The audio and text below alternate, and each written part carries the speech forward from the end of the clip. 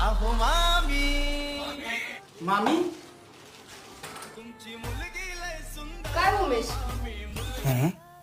हे काय बरोबर नाही. लहान होतं तेव्हा जावाय बापू म्हणायचे आणि आता उमेश म्हणतात.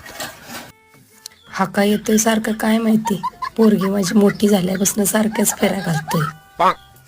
दिदे उमेश त्याला पाणी आण ग. और अभी तो रुको, क्लाइमैक्स अभी बाकी है.